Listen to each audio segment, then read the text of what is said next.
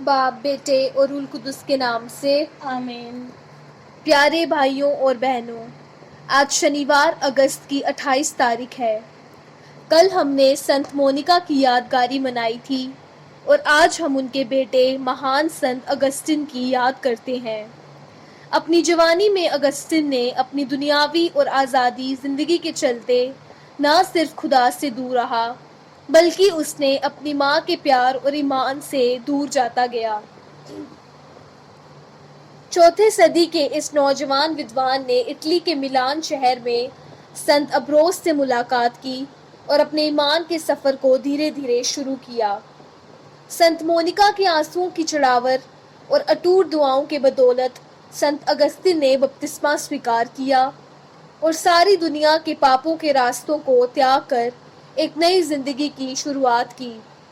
अपनी गवाही में वह लिखते हैं, ऐ खुदा, तूने हमें अपने लिए बनाया है और जब तक हम तुझ में आराम नहीं पाते, तब तक हमारे दिल बेचैन रहते हैं। संत अगस्तिन की लिखी हुई किताबें और बाइबल पर आधारित प्रचार आज भी दिलों को बदलने की ताकत रखते हैं। आइए प्यारे भाइयों और बहनों, संत अगस्तिन की यादगारी मनाते हुए हम भी खुदा के प्यार को ढूंढने की हमेशा ख्वाहिश रखें और खुदा में ही हर सवाल और परेशानी के लिए जवाब और आराम पाने के लिए ताकत और बरकत मांगे। आइए आज की हमारी सारी योजनाओं को प्रभु यीशु के पाक हाथों में सौंप दें और आज हमारे सारे इरादों और मन्नतों को प्रभु यीशु के हवाले करते हुए इस दिन की शुरुआत करें। आइए हम सब मिलकर सुबह की दुआ करें। ऐ खुदावंद खुदा, हम तुझे सारे दिल से शुक्र अदा करते हैं कि तूने हमें इस नए दिन को देखने की बरकत दी है। हम आज के हमारे सारे ख्यालों, बातों और कामों को तेरे हवाले करते हैं। तेरा फजल हमें बना रहे और हमें हर बुराई और खतरे से बचाए। ऐ खुदावंद यीशु मसीह, हमें अपनी खास बरकत दे कि हम आज के दिन तेरे पाक वचन के खिलाफ कुछ भी ना करें, बल्कि हर बात में तेरी ही पाक मर्जी पूरी करें। आज की हमारी सारी ज़रूरत और योजना को तेरी मुबारक माँ मरियम के बेदाग दिल के वसीले तेरे हाथों में सौंपते हैं। आमीन। आइए प्यारे भाइयों और बहनों, आज के पाक कलाम को ध्यान से सुने। पवित्र आत्मा हमें रूहानी ताकत दे ताकि हम खुदा के पाक वचन को उसकी पाक मर्जी के मुताबिक आज के हमारे हर काम के लिए समझ सकें।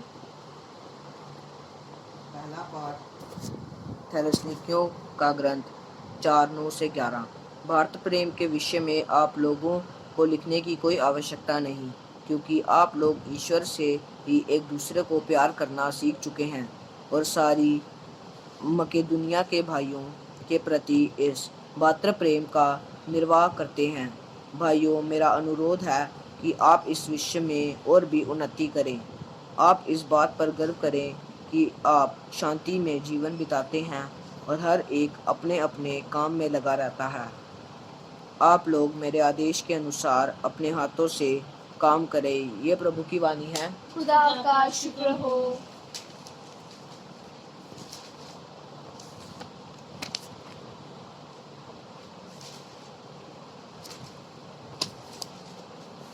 ज़बूर। प्रभु के आदर में नया गीत गाओ, उसने अपूर्व कार्य किए हैं। उसके दाहिने हाथ उसकी पवित्र भुजा ने विजय पाई है। प्रभु ने अपना मुक्ति विधान प्रकट किया है। उसने राष्ट्रों के लिए अपना न्याय प्रदर्शित किया है। उसने अपनी प्रतिज्ञा का ध्यान कर इस्राएल के घराने की सुध ली है। पृथ्वी के कोने कोने में हमारे ईश्वर का मुक्ति विधान प्रकट हुआ है। समस्त पृथ्वी प्रभु का जयकार करे और आनंद मनाते हुए भजन गाए।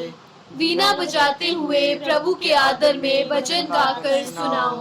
तुरही और नरसिंगा बजाते हुए अपने प्रभु ईश्वर का जयकार करो। समुद्र की लहरें गरजने लगे, पृथ्वी और उसके निवासी जयकार करें। नदियां तालियां बजाएं और पर्वत आनंदित हो उठे। क्योंकि प्रभु पर्वत का न्याय करने आ रहा है। वह न्यायपूर्वक संसार का शासन करेगा। वह निष्पक्ष होकर राष्ट्रों का न्याय करेगा। आमीन।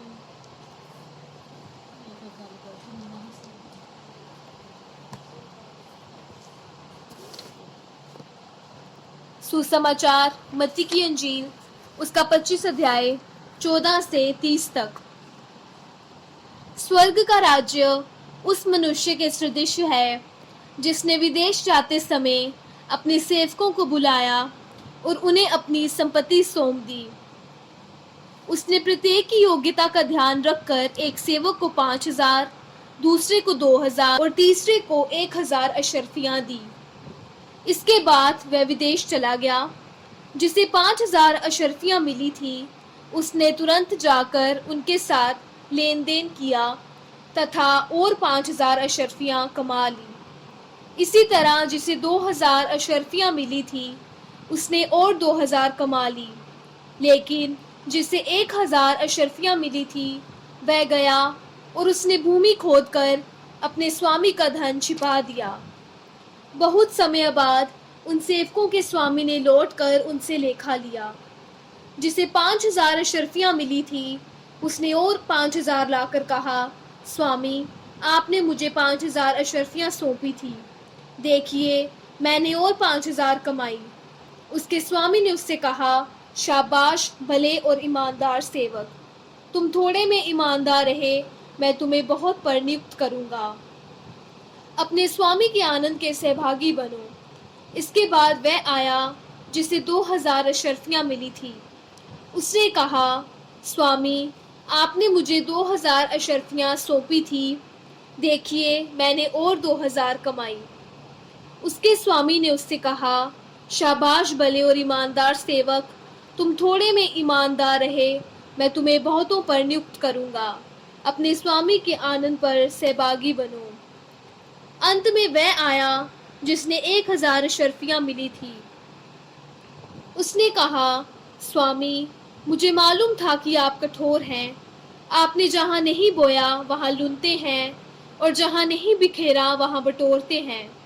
इसलिए मैं डर गया और मैंने आपका धन भूमि में छिपा दिया। देखिए, ये आपका है, इसे लौटाता हूँ।